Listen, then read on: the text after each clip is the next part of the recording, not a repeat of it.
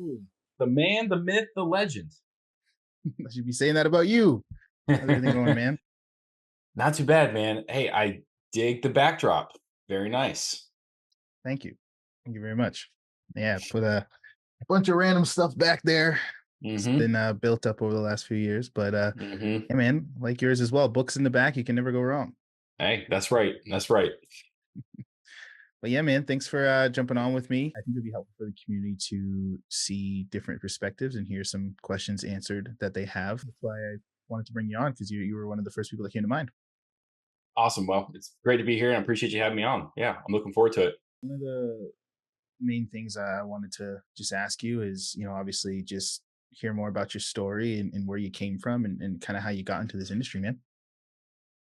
I got in by accident.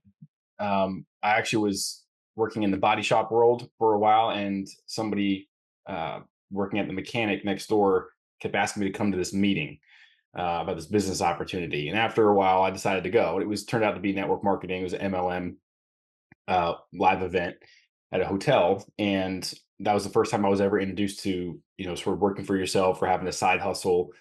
And I was immediately hooked. And of course, they build those presentations to really tug at your heartstrings. But I signed up on the spot and started side hustling with MLM.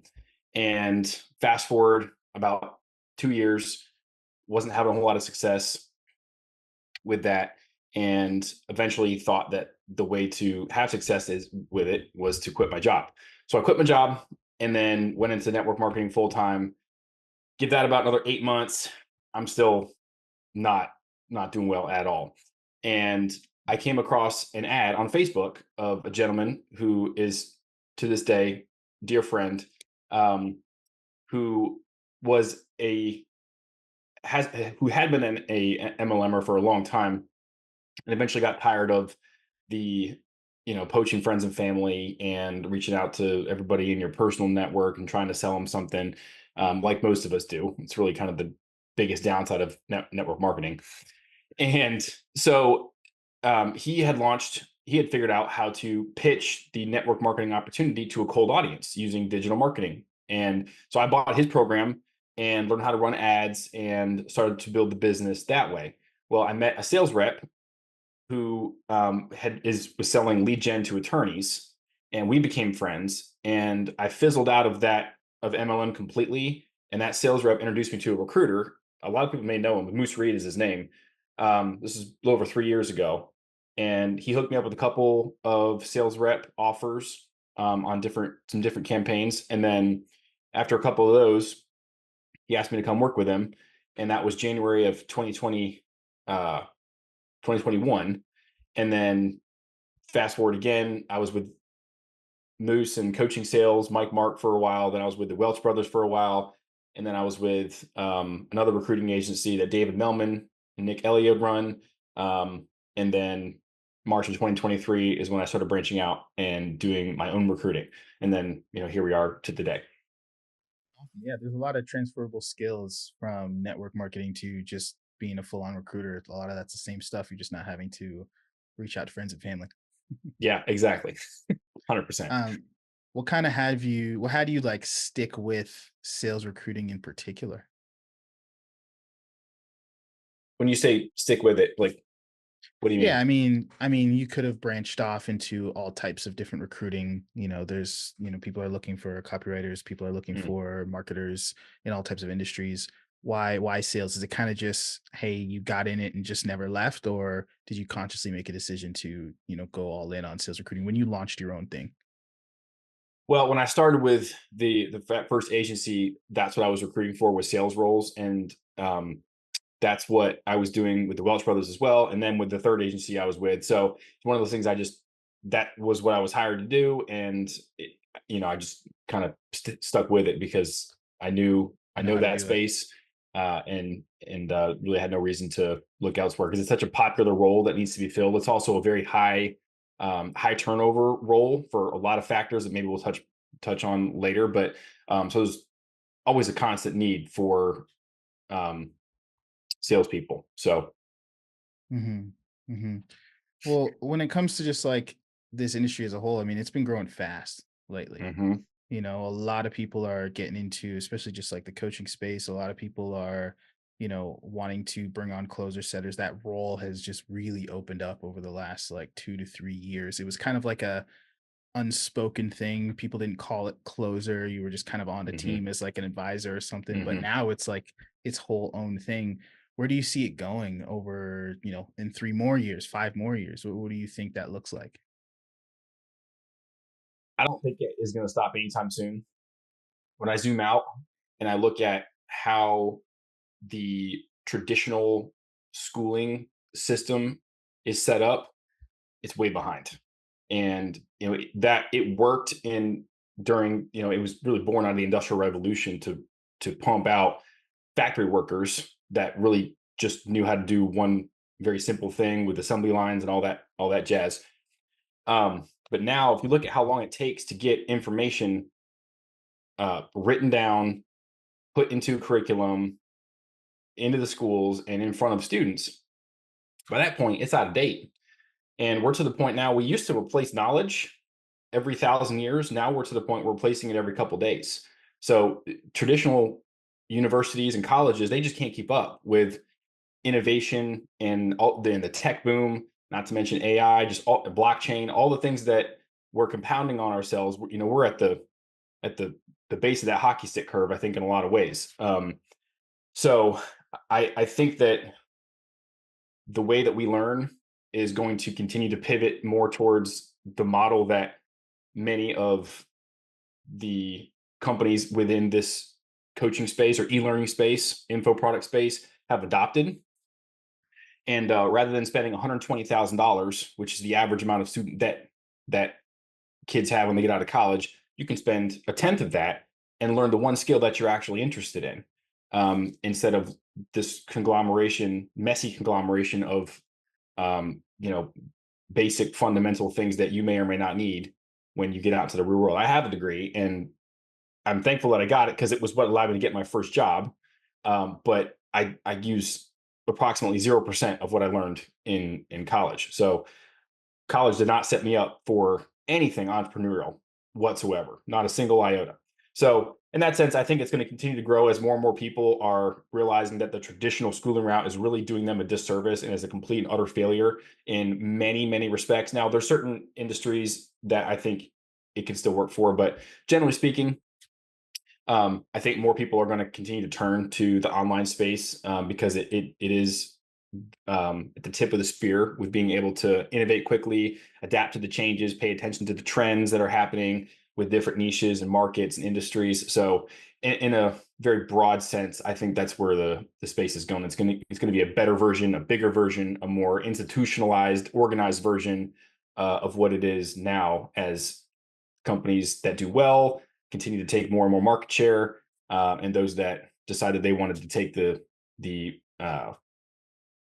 less uh, good route uh, end up falling to the wayside over time. So I'm optimistic. And I think that question kind of stems from the if you just look at, and I guess you can sum this up to all business. I guess this industry is just a lot easier to kind of get into, but I guess where I'm going with the question is you see a lot of businesses in this industry fizzle out over a Hmm. year, 2 years. You just don't see them last super, super Right. long. And I guess that can kind of, for some people, be an indication of, oh, maybe it's just kind of like a short term thing. Or where do you think that's coming from? Why do you think businesses don't last as long in this industry?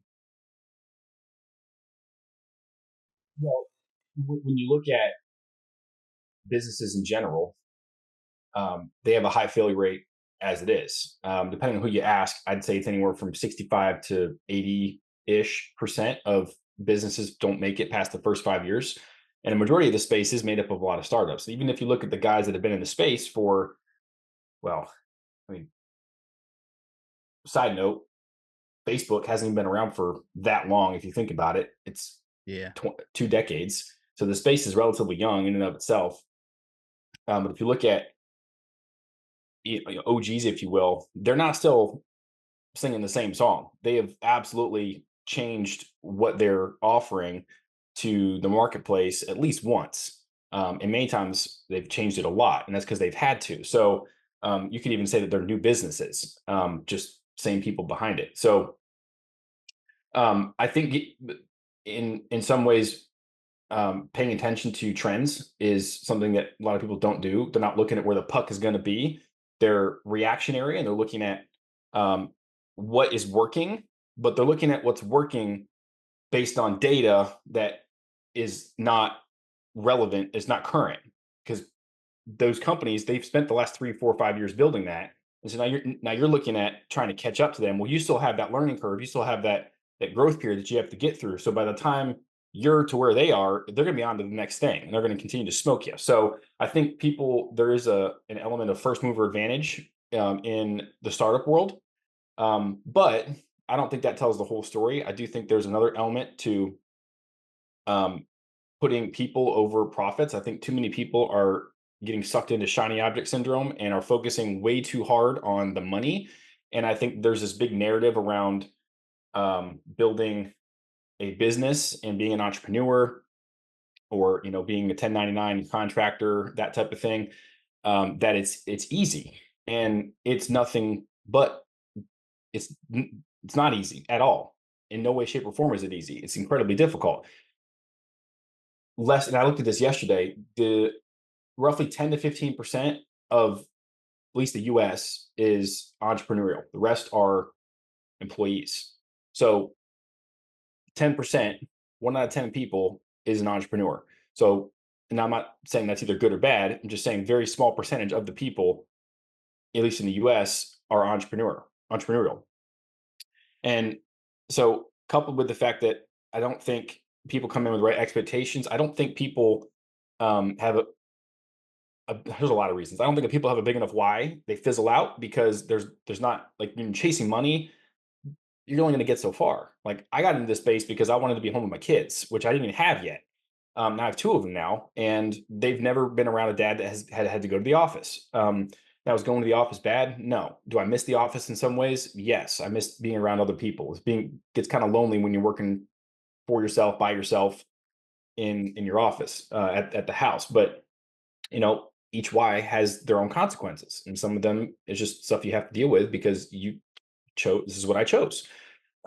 So there's multiple reasons that I think that people just don't, businesses fizzle out, but it's very hard. There's a big learning curve. And if you're not really dialed in with why you're doing what you're doing, and you're just borrowing somebody else's belief, or you're just trying to do something because you think it's cool or hip, or because you want the outcome, or you're trying to get out. Like, a lot of people come into this space because not because they want to be in sales, not because they like the high ticket space, they just hate their job, and that's not a good reason in my Yeah, opinion, to do something. So I think at the end of the day, it's really having a strong, healthy motive behind what you're doing. Because and I've had this a hundred times. I'm sure you have as well.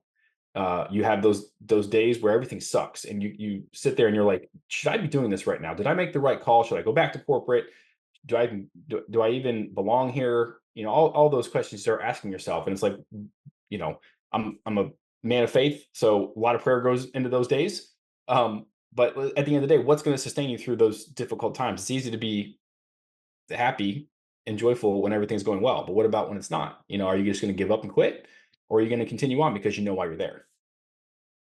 100%. You can also see there's like a clear lack of focus on just making a really good product for some. For some, Hmm. when they get For started, sure. it's like they're chasing that. I do X a month instead of I'm just going to make the best thing and dedicate the next few years to it. So, yeah, Yeah, 100%. I don't know how some people get through it without God. I couldn't. I know dude, I couldn't. tell me about it. Because Tell those me about days it. when they come, I just know I'm like, you know what? I'm just gonna leave it to you, Hmm. and that's the only reason I'm still here. So I don't know how some Hmm. people do it. They've got stronger minds than me. That's for sure. Yeah, Um, preach. some people, and I had like a back and forth with a buddy of mine the other day. Some people are saying AI is going to take over at least the setter position. Some people think the closer position as well. What are your thoughts around that? I've heard this before, and ultimately, I think it's way too early to tell. My opinion is that we will have a pendulum swing. It will as everybody gets really hyped over being able to automate all of their sales conversations, uh, they will go too far, and the market will catch up and be like, I'm not talking to a robot anymore. I want to talk to an actual person. And then it'll find some happy medium where it's there's somehow some good synergy between um and I think ultimately more transparency, because right now it's all about trying to fool the prospect into thinking that they're talking to a real human when they're actually not. So I think once the marketplace at large catches up to this idea that they just got closed by a robot, it'll be like, no, no, no, like there's going to be some sort of valid verification process in place where it's going to be like, hey, I'm a real person, and here's how you can tell. And I think there's ultimately always going to be a market for, and we have like handmade versus machine made. It's going to Mhm. be offers that are, and then this is maybe farther down the road, but offers that are, um, you know, made by or run by AI, and offers that are done by humans. So I think it's people are getting a little too uh ov- apprehensive about it. I don't think it's going to be as bad as I think it's going to be a slower transition than a lot of people think, but ultimately I don't think it's going to be as bad as everybody thinks it is. Yes, it's going to take some jobs, but it's going to bring in more jobs, just like the introduction of any other technological advancement that we've had. So more opportunity. So yeah, I don't think it's going to be that bad, because I think people were wired to want to be to want to connect with other human beings, and no matter how good your AI is, it's never going to have a soul.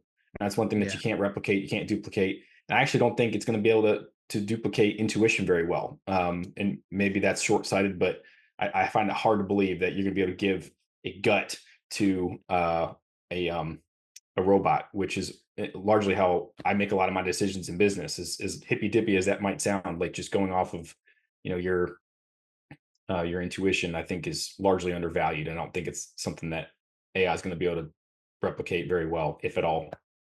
Yeah, I think there's a big majority of offers where there's just such an emotional connection for someone to make that decision to move forward with that Hmm. company, that even if the AI was perfectly trained to say all the same stuff, have the perfect tonality and all that, just you on the other end of the phone knowing that it's a robot and that they're programmed to, I don't know, tug at the heartstrings in a way, and Yeah, there's no air of genuinity from it, even though it may sound perfect.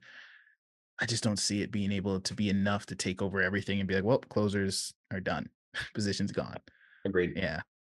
One thing I want to ask, when it comes to just bringing your faith into business or bringing God into your business, how do you, because, and one thing I have my strong opinions on it, but there's a lot of people who have the idea that you can't be a Christian and an entrepreneur, you can't be a Christian and be successful, you can't be a Christian and quote unquote, uh, make money.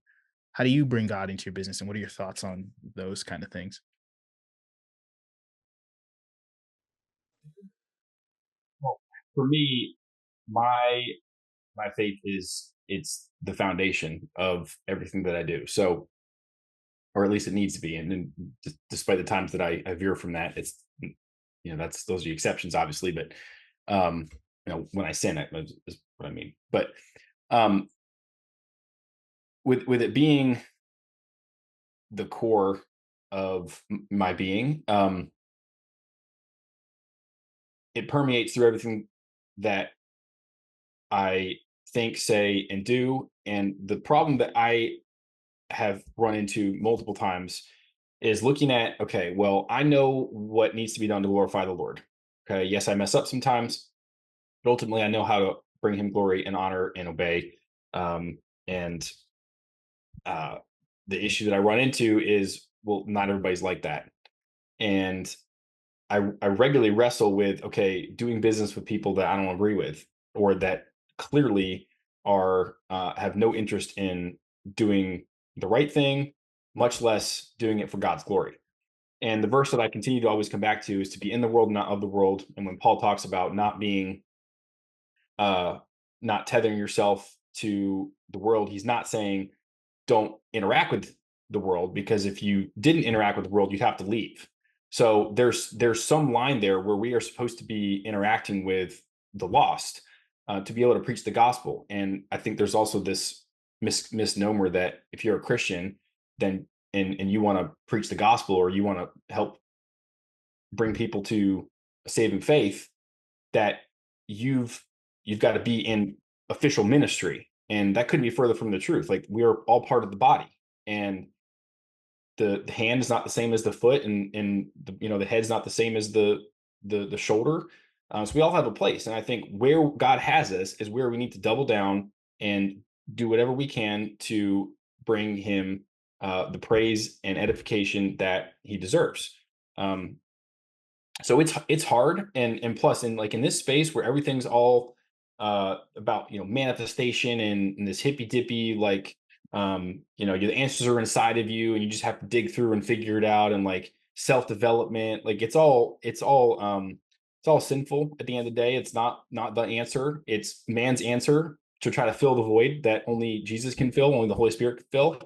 Um and uh it's difficult to be a Christian, to be sinful, and also interact with a world that doesn't want to bring God glory. But I think there's absolutely a way, and it's 100% lots of prayer, and having people in your life that you can um, that can keep you in check. Iron sharpens iron, keep you hold you accountable, and that type of thing. So um, again, long answer, but it's definitely not easy. 100%. Something to wrestle with daily. So I guess the number one takeaway there is just staying in communication, lots of prayer, and allowing Him to just guide, because it's a day by Amen. day thing.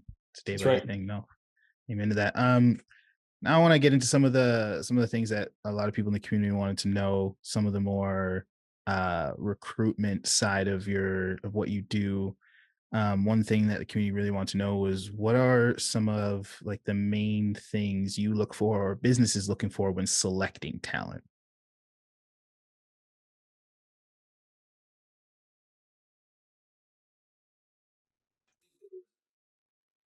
A lot of uh, people would like to say that they're objective when they're trying to select talent, but they're not. Most people are looking for themselves in some way, shape, or form. And I don't think so. In this space, there's some nuance to this space that doesn't apply to like corporate at large. And that being that these are all very lean teams, and you do not generally have people within an organization that are professional HR managers, hiring managers, professional recruiters. They are not experienced at hiring in any way, shape, or form. It's just one of the 15 hats that they wear running an online business. So with that, they generally don't. Many of them don't know what they're looking for, and um, or wouldn't be able, they can't communicate what they're looking for. They would know it when they saw it or when they're interacting with said person, but they generally have a hard time communicating what they want. So they all default to the same thing. I want someone who shows up on time, and I want someone who's a good culture fit, and I want this and what's that. And they don't even have a mission statement. They don't even know what their culture is. Like, it's just kind of a throw mud at the wall to see what sticks type of thing. So understand that caveat. Understand that there is, like, if you are approaching a business, maybe outside a recruiter, then go into it knowing that it's very likely that they may need to be educated on what to look for. So understanding what value you bring, and then understand that they may not know how to communicate what they're actually looking for, what they want. And what I like to the system that I like to use is Patrick Lencioni's ideal team players: hungry, humble, and smart. It's a trifecta. You have three core character traits, pretty much cover everything that you need. Um, so if you can come at it from more of a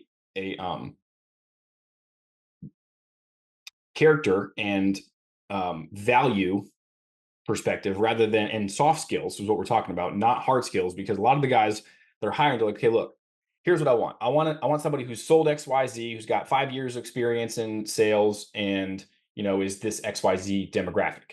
Easy boxes to check. It's like, okay, that's no problem. There's a lot of people that fit that description. You could send them 100 people, and none of them are going to be people that they want to talk with, because what they're actually going to make the decision based off is whether it's something that's far more subjective, like I said, is whether or not they like the person. And that can be hard to quantify. Like, why do I like this? I don't know. I just do. It's like, why do you like cheese on your, pepperoni on your pizza versus sausage? I don't know. I just do. So, and this the same thing here. Like, for example, a lot of businesses, nearly all of them, before they will agree to a one-on-one interview with a candidate, is they'll watch intro videos. Pretty common. And that right there is, if I had to pick one thing, the number one determiner of whether or not you're getting a call with that business owner. Um, so with what they're looking for, again, they don't often know. And that right there, I know it's not really answering a question, but that right there, I think is good for people to understand that you have to explain things to somebody in a way that you wouldn't think that you'd have to. Like, you really have to get down and just completely open up the box and bridge the gap, because what they're looking for is hard skills. What they should be looking for is soft skills. So you got to educate them on, hey, look, I may not have the exact uh, experience that you're looking for, but here's not what I've done, but here's how I do the things that I do. Because a lot of people can do the thing, but very few people can do the thing with excellence and with a high level of detail and care. And that, in my opinion, is what more business owners should be looking for. There's a couple other things, but that right there is, I think, is a good place to start for some for a lot of people that are approaching businesses looking to hire. In your business, I'm assuming you get a bunch of people applying in your pipeline, and then you select maybe two or three or five to send off to the business owner, and from there they interview and see which ones they want to bring on. Is that kind of how it goes? Mhm. So what gets someone past, like, what and obviously this is going to vary from business to business, whether you feel like, okay, you'd be a good fit for this business. So I understand there's not like a hard set of you'll pass for every single person on the roster here, but what are some of the main things you look for when you're just scrolling through that pipeline, because I know probably hundreds come through there? What stands Yeah. out to you? It's, well, maybe you wouldn't. It's often the small things. So I'm my opinion of you as a candidate starts the second that I'm introduced to you in some way, shape, or form. Whether it's the first time is through a DM, through a referral, or you happen to get to my link and your application comes through. Like, that first impression, people, need to own that thing. It is real. 100% will make or break you. It's the first time somebody is introduced to you, what are they seeing? Because that is the impression that is going to stick in their mind beyond anything else that you can do after that. So um what I'm looking for is, did somebody try? Again, and you're going to hear that some of this stuff is really basic, but that's because the barrier is so low, so low. uh and it is unbelievable how many people don't take the time to make sure that first impression is legendary. They just like, just give me to the job, give me to the job, give me to the job. And I get people, like, when you're looking for a job, you're probably hurting for money, or you're probably wanting to make some money. So there's some huge incentive there. But people also got to realize that when you're approaching somebody and you want something from them, you can't be looking at it from what you get out of that interaction. You have to ask yourself, okay, what does this person get from this interaction? I'm going to talk about it from my perspective, but this applies to any sales conversation. Yes, I need candidates to get paid, but the candidates have to recognize that they are the product. They are the deliverable. As weird as that might sound, I get paid when they get hired. So business owner is paying me for access to a network, for systems that I set up that allow me to bring in people to the pipeline, and that's how I make my money. So knowing that ahead of time, just a simple reframe, and it's like, hey, and I forget the guy's name. He was a popular MLMer back in the '90s, but he would always say, "Help enough people get what they want, and you'll get what you want." So knowing that we have the same goal, you can just approach it with a little bit of a different angle of, hey, instead of, hey, I'm looking for a job, or I need some employment, or I need this, I need that. You just come across needy and you come across desperate. And it's just kind of like, not really interested. But I get that a lot. So I often just let it slide because it's super common. But the guys that recognize that I have umpteen people asking for jobs, that the supply demand ratio is not stacked in their favor, that I literally almost can have my pick of the litter when it comes to who I want to introduce, They recognize those things. They tell me those things, and they ask how they can help make my job easier. Those guys, like, you're at the top of the list. Like, whatever I can do, I got you, because I can tell they're paying attention to other people's needs, and it's a huge signal of self awareness and your humility, and recognizing that it ain't all about you. So I think recognizing those couple things when you're approaching a recruiter can be really helpful. And I think some of them apply to, approaching anybody, because you wouldn't hop on a phone call with a prospect and be like, "Hey, I want to make some money off this call, so I need you to close." You're gonna, yeah, I mean, you Yeah. laugh, but this is what people do. Like, to recruiters, like, "I need a job from you." Okay, great, fine. What are you gonna do for me? So I think it's kind of the same thing. Like, you got to go out on that sales call, and you got to do what's best for that prospect, and you will get Mhm. what you are duly owed in return. They're either going to love you because you didn't close them and it wasn't a good fit, or they're going to love you because you brought them in because it was a great fit. Either way, you win. So it's the same thing with me. It's just looking at it from a little bit of a different angle. And I know, and the reason that I care about that is because I know if you're treating me like that, you're more likely going to treat the business owner like that, and you're more likely going to treat their prospects like that. And as a recruiter, you have to remember that there's often replacement windows. So if you don't work out, I got to replace you. Mhm. So I'm looking for any reason to sniff out if you're a flight risk, or if you're selfish and you're not going to put in the hard work and not diligent. I'm looking for reasons to not put you forth, because I don't want to have to replace you when you decide you don't want to be there anymore for whatever reason, because you had a bad call, or because someone looked at you sideways. So just what kind of getting in the recruiter's head a little bit to figure out exactly what um, is they're looking for. And if you don't know, just ask. Like, ask the recruiter, like, "Hey, this particular role, like, what can I do to help stand out with this particular thing?" Like, half the time, just asking the question, which a lot of times people don't want to do. So, So I guess you answered my question already. I was going to ask, what would you say are some of the best first impressions someone's made on you? Like, what did they say? What did they do? Maybe it was just them reaching out and saying, "Hey, I saw you have a role in this specific niche. How could I be of help?" I think that would be a good one for me, or something like that. But if you have any examples of something specific where you're like, "Yeah, this guy's a solid candidate," what did that look like? And hopefully this doesn't get you spammed with copy and paste messages. um, well, I and Mhm. you can sort of see some of the intention behind some of these messages when they're sending it. Or the I will tell you that what I get very little of that I like are personalized, either voice notes, which you can do on pretty much any platform these days, or videos. That's a great way to nail that first impression. It doesn't even have to be anything long. It could be 5 seconds. "Hey, Ty, it's Zach. I saw your post with XYZ offer. Think I'd be great. I've." And then if you're gonna give me any information, whether it's in text or if it's in a voice note or video, short and sweet. I've told people that what they've sent me is too long. Like, they'll send me this long uh rundown of their whole, like, everything about their life, and I'm like, I don't need that. Don't send me that. I don't care, and I don't want to read it. Like, you're wasting my time. So, and I know that sounds bad, but like, somebody who's constantly getting applications, and everybody thinks that they're the only person in the pipeline.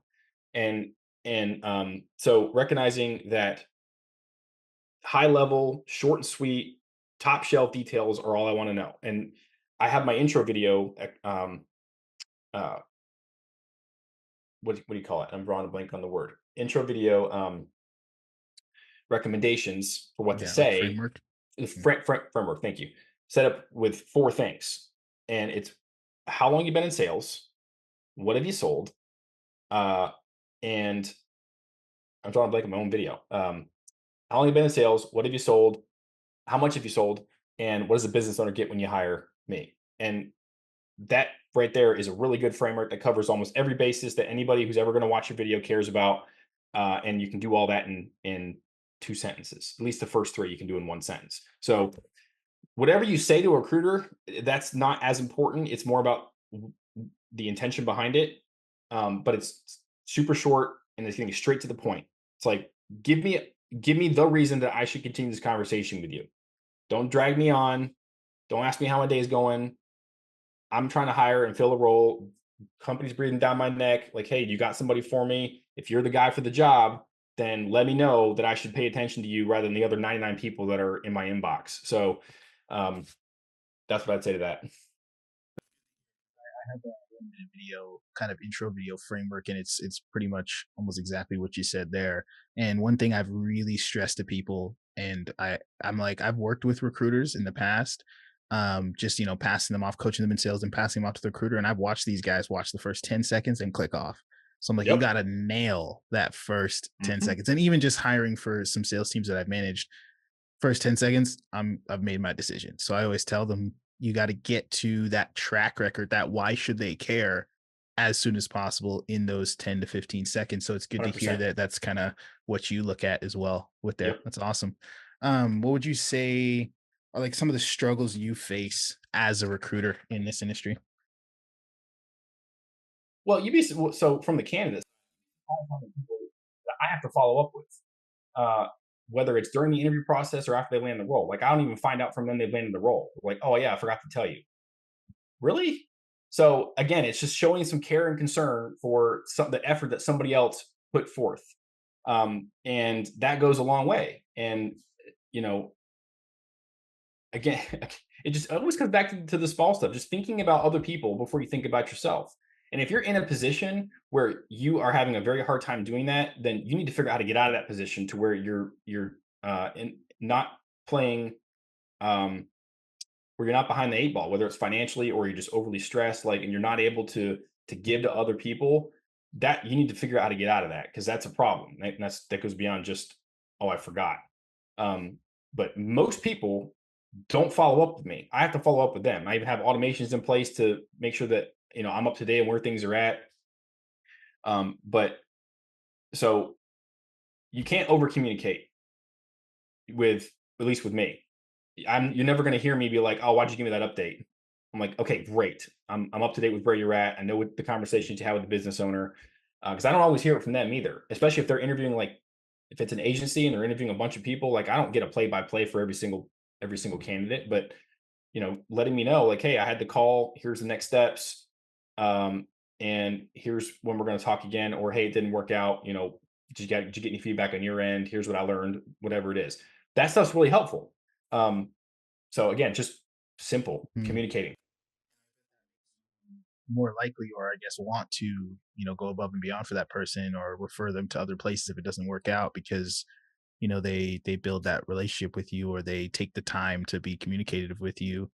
So yeah, I guess, I have, based on what you're saying, to build good relationships just with recruiters in general, which is a good idea for any closer, because you never know when you're going to need another opportunity. But to obviously make a great first impression, showing that you care, personalizing stuff as much as you can, pretty much do the boring work that people aren't willing to do there.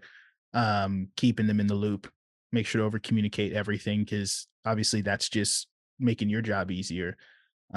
What else would you say is a good way to build some solid relationships with recruiters in the space to keep your options open, Referrals.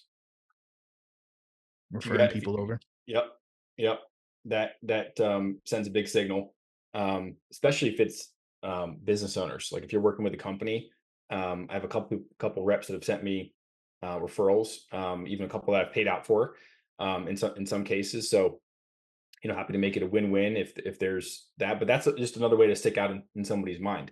And again, it's just realizing that the market is so saturated with people looking for jobs, and the supply side is not there to meet the demand for as many people as are looking for good solid roles. Less than 10% of my pipeline ends up landing a role.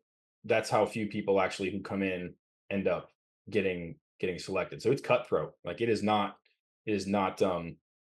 uh, not easy. So again, I'm doing it, but I'm doing it because I know the business owners are going to do it, looking for any little tiny thing that we can do to disqualify you because there's somebody right behind you. So it's really just getting super clear, dotting all your I's, crossing all your T's, and then just putting in some practice at the end of the day. Like practice your intro videos, for example. Like I can tell who's practiced and I can tell who's not.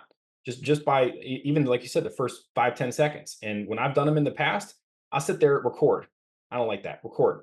I don't like that. Record 20, 30, 40 times. I like that. It's organic and I wasn't reading a script and which I can tell when you're doing that too. Um, And again, it's just taking a little bit extra time to have that edge. That's really all you need in the space, is just have the edge, uh, to beat out 90% of the other people that are just being lazy. They're just being lazy. And again, I think some of that is expectations that a lot of the gurus have put out there, that it's way easier than it is, which is hogwash, because it's not. Anything new, no matter who you are, is difficult, and there absolutely is a learning curve. Now, can you bend that learning curve in your favor? Absolutely. Um, but it's not going to come from just from coming across needy. Like, that's the one thing. Like, I tell people, if I find out that you're like desperate for money, you ain't getting placed. I'm 100% disqualifying you. So if you are on your last dime, your light's about to get shut off, don't tell me. Don't tell me, And why because is I that? Why wouldn't you place people like that? you're a flight. They're a flight risk. If they need money yesterday, you're looking at 30, 45, 60 days before that first paycheck hits your bank account. If we start the interview process now, by the time everything is said and done. And personally, it just doesn't make business sense for me to put somebody who's desperate in a role. Now, you can kind of look at that two ways and be like, well, desperate people, they're going to hustle, they're going to grind. Yeah, maybe, but some desperate people also are not in a good headspace to sell, because they're they got commission breath because they need the money, and prospects, whether or not they realize that, they can pick up on that.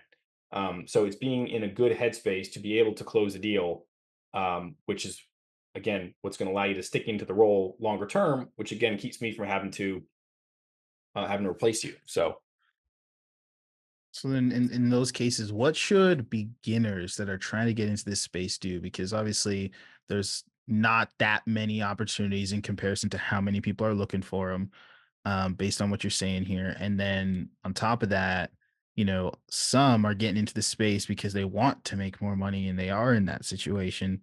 So what do you think they should do to get yeah. like started? Should they go build up a 90-day runway first, or what are your thoughts? I think there's a nuance that's going to play into this. So anything I say, I'm painting with a broad brush. It's not going to apply to everybody. What when I quit my job, I had a second rental home that we sold, and I had about 6 8 months worth of living. So, you know, but you burn through that a lot quicker than you know. It never lasts as long as you think it's going to last.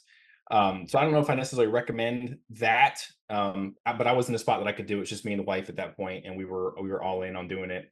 Um, and we ended up living in our living room and renting out our two bedrooms in our Airbnb, for an Airbnb to cover living expenses. So we kind of went as far as we could to keep me from having to go back to my job. So if you've got the ability to sort of get scrappy with it, by all means, just know it's going to take you way longer than you think it's going to take. So if you think it's going to take you 6 months, plan on 2 years. And yeah, you might get lucky, or you might have, God may will it to be a certain way, but we don't want to put the Lord to the test, and we don't want to just assume that things are going to work out just because it worked out for somebody else. Plan, hope for the best, plan for the worst. Um, I actually looked at my numbers today, this morning. I posted about it. 91-ish% of people that have come into my pipeline all have some background in sales, whether it's in high ticket or outside high ticket. So very few percentage of people actually, that at least they come to my pipeline anyway. So it is anecdotal in some sense, but maybe a good gauge on the rest of the market. Only about 10% are brand new. But anytime somebody asks me, because I do get people that are brand new come and ask me, what do I do?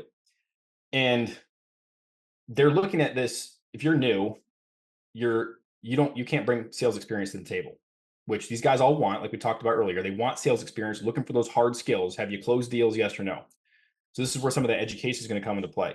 And rather than looking at the result based hard skills, you can bring not only soft skills that you've identified and can communicate clearly, but you can bring activity based hard skills. So when it comes to sales, if you're brand spanking new, you need to buckle up, because what you need to do is either go knock on doors for a summer, or you need to cold call for 90 days, or cold DM for 90 days, one of those three, preferably door to door or cold calling. 90 days. Just do that. It's going to suck. You're going to hate it. You're going to wish it was over the day it started. But there is, uh, people who do that are gods among men in this space, because so few people are actually willing to do it. And when you're brand spanking new, you don't have any hard skills to necessarily offer to the sales world. And you may have some transferable skills that obviously come over, but as far as like actual hard sales skills, being able to pick up the phone and make a call to someone that you don't know and they don't know you, or knock on somebody's door and risk them slamming it in your face is huge. Because what you're signaling is that I can handle rejection. I will not get, I can get kicked in the teeth repeatedly and nothing's going to stop me. I'm going to continue going. And that's what you can bring to a company. So it's very easy, generally speaking, to land a gig as a cold caller because nobody wants to do it. Okay, you can find a good company who's got a good process in place, but it's just cold calling. It's not random. They actually have a system that has predictable results. Hey, you make $100, you're going to get 5 people to pick up, and you're going to get 2 booked calls, and one's going to close. Maybe you can make some money along the way, but don't plan on it. But again, we're not looking at results here. We're looking at activity. So you can add that activity. This is the cool thing about sales in this space is everything that you do goes with you you take it with you and you add it to your resume. So after 90 days, you come back and you're like, hey, I've been cold calling my face off $400 a day, 7 days a week. I'm ready for my next thing. And almost anyone who's ever done any of those 3 things is moved into a different tier, and at least in my pipeline. Like I will do what I can to help you find a role. And I know that those things speak volumes to these business owners. It's one of the few things that I know that they are looking for. And that is how you get to the next level. And again, painting with a broad brush, but do the stuff the entry level things that nobody wants to do, so that way you can show the next company you go to work for, I'm willing to grind, and I'm willing to put in the effort. I'm willing to be diligent and um, do things that do not necessarily generate a result, at least a good result. And no one's going to ask you if anybody ever experiences this. You can come tell me because you'd be the first. No company's ever going to ask you, okay, well, with your cold calling, how many deals closed? No one's ever going to ask you. They're like, oh, you dialed $400 a day, dude. That's awesome. You obviously have a good work ethic. Let's work together. Nobody cares that the $400 didn't elicit any closed deals because it's very hard to do. So there's like this sympathy for the results with those types of things. But the point is, you did it, and that's why you can pay attention to activity based um, uh, accolades rather than have close all this revenue. So that's what I'd say to somebody who's new. Yeah, I think that speaks volumes because just having that cold call experience on the resume is probably huge. Because I know even when I've looked for reps to bring onto an offer, as soon as I saw cold calling, it immediately spoke to their character, their determination, 100%. their ability to just do the hard things. So yeah, for a beginner, I think if they do that for like 90 days or more, that would 100% help for sure. You mentioned earlier something about high churn in the industry. Can we speak to that a little bit? Like, why do you think there's such high churn for sales reps? um, I know there's a myriad of reasons, yeah, but there is. Um,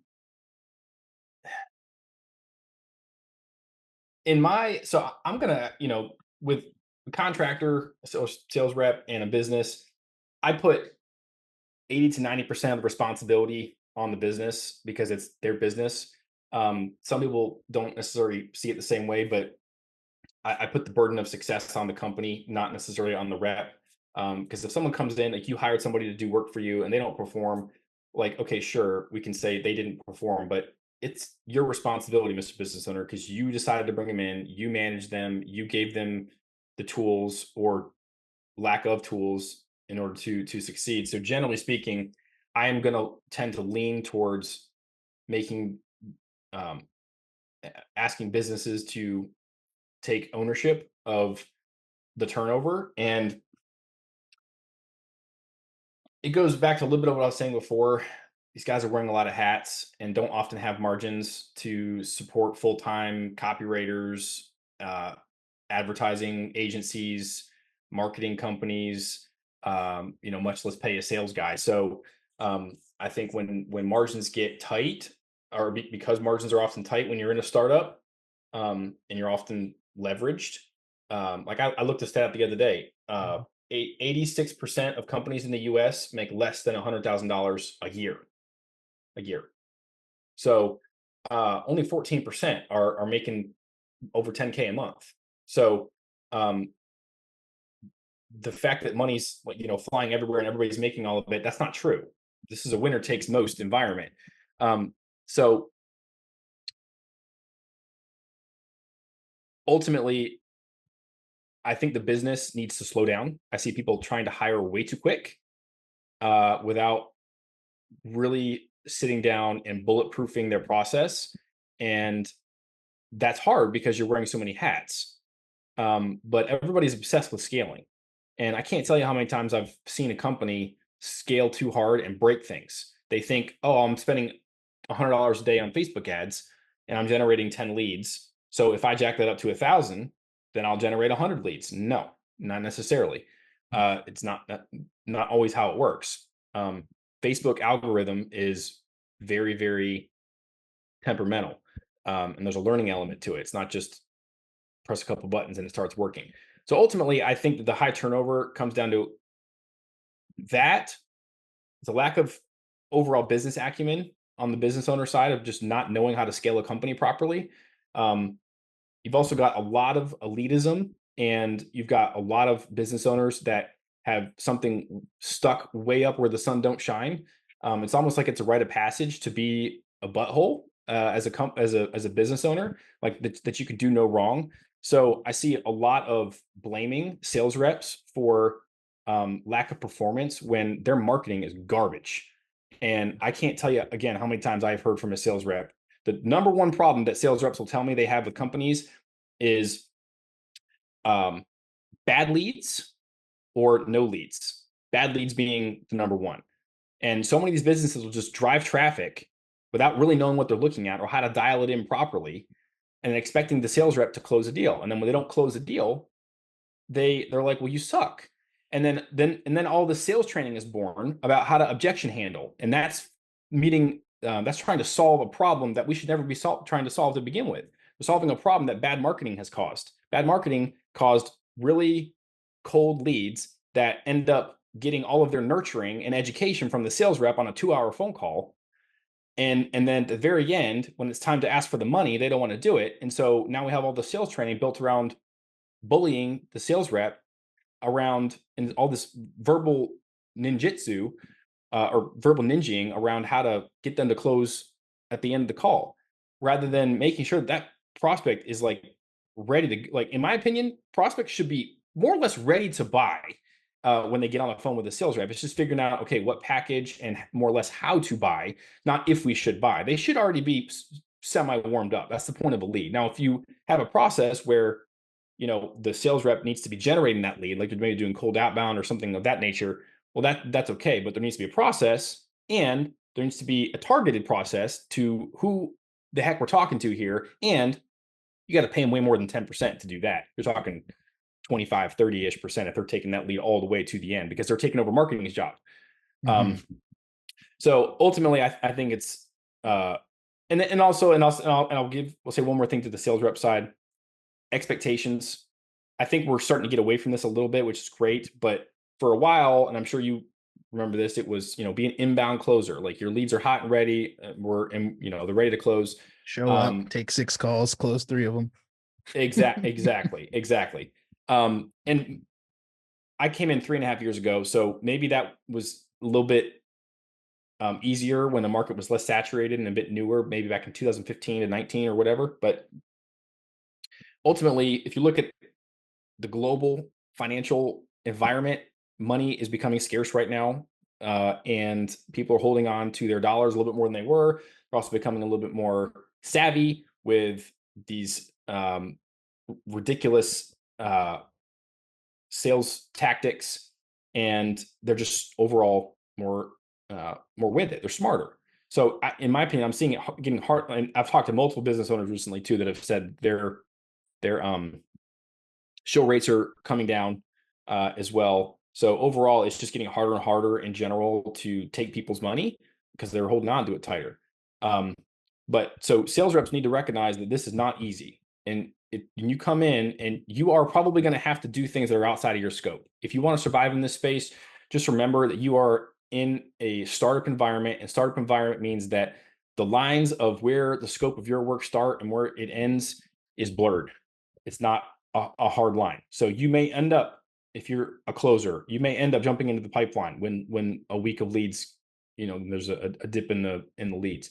And I see guys that they don't want to do that. Like I've had people that are like, "Hey, I'm looking for work." I'm like, "Well, I've got this setter role with a base pay, great company, they're doing really well." And they're like, "Nah, I've been doing that for too long." It's like, okay, you'd rather go hungry and not have any work than take this role. And I'm also seeing a lot more sales. I'm getting asked for as a recruiter from businesses. Don't send me a fat cat, is what we call them. Don't send me somebody who's not willing to dig in the pipeline, engage with the lead when it comes in. If somebody only wants to take a call that's pre-booked on their calendar, ready to go, I don't want them. So the market's shifting. They don't want those type of people anymore because the the the roles at large can't support that anymore because again, people are getting it's harder and harder to get people on the phone. Marketing's more expensive. It's more competitive. So it's just not worth it to have somebody sit there and then complain when there's no calls on the calendar. And rather than being like, hey, there's no calls on my calendar. Let me go fix that. Let me dig into the pipeline. Let me pick up a second offer. Let me do this. Let me do that.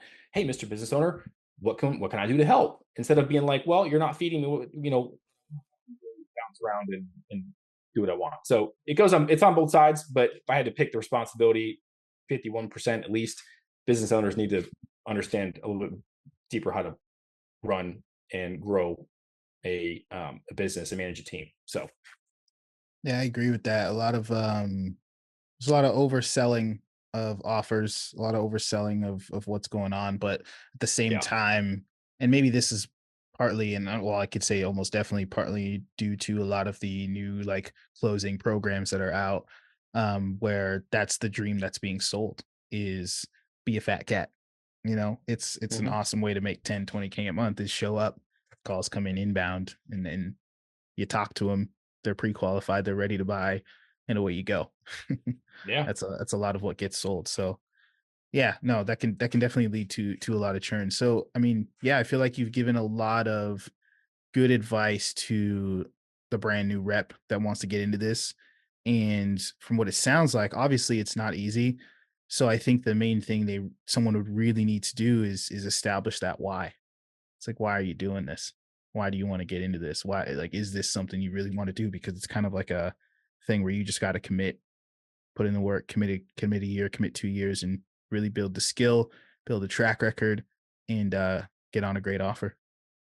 Yeah. And it also doesn't have to start or stop end at sales. You got plenty of other roles that the space needs to run. It's not like sales is the only one. So it's like you may find that you like something different. Sales was sort of my entry into this space in a sense, but here I am doing recruiting, which there's elements of sales to that, obviously, but it's not specifically a sales role. So kind of be open minded with like, hey, I want to be able to work remotely and do whatever I want, which this space absolutely provides. That's for sure. It just may look a little different than what the program that you bought said it was going to. But anybody who's bought anything or coming into the space, I mean, I did. I think it's a great way to get introduced, not because the information necessarily is something to die for. I think a lot of it's just regurgitated from another person, but it's the network, it's the people. That's the only reason I'm here. Is Moose Reed. Now I'm not afraid to say his name. He knows it. He's the reason I'm still here. So one guy is what led me to the next guy, and so on and so forth. So don't underestimate the network and people that you meet in communities and programs that you buy, because that's far more valuable than any of the information you're ever going to get from the course material or a group call or whatnot. It's the people. So I agree. Totally, totally, totally agree, man. I can say 90% of the journey that I've been on has been because of the people I met in a program I bought in 2020. yeah, Right. yeah, So 100%. yeah, I hear you there. I hear you there. Well, that's all the questions I had for you, man. I want to thank you for joining me and thank you for being so thorough with your responses and answering it. I think watching this back, as a new rep, I would have like a pretty clear path or set of action items to go forward in, especially if I'm brand new to the space. I think that jumping on something cold so easy to get, and I have hundreds of people coming up to me saying, "Oh, it's cold. I don't want to do it. I don't want to do it. I don't want to do it. I won't take it." Right? They're not even Yeah, willing to do it for 30 days, right? right. So, but as you've said, that's something that could really have them stand out in not only your pipeline but others and in interviews and stuff like that, because it speaks to more than just the results they really get. It speaks to their character. So I think that alone Yeah. is a huge tidbit. So yeah, man, I want to thank you for joining me. course. Yeah. Thanks for having me. Awesome. Awesome. I will end it there. There you have it. That is the end of the interview that I did with recruiter Zach Brown. I really, really enjoyed spending some time speaking with him. What I'm going to do is I'm going to tag some of his socials, some of his projects, and things that he has that he's working on somewhere in this video wherever I post it. So if you're interested in seeing more from Zach, following him on his socials, getting involved in whatever it is he's working on at the moment, I'll, put some links down below for you to go and check him out, see what's going on. Guy is brilliant, knows his stuff in the sales recruiting game. So I highly suggest any of you that are in sales, looking to get in sales, looking to land a role, on a roll, definitely check him out and give him a follow. Hope you did enjoy this interview, and I'll see you guys in the next one.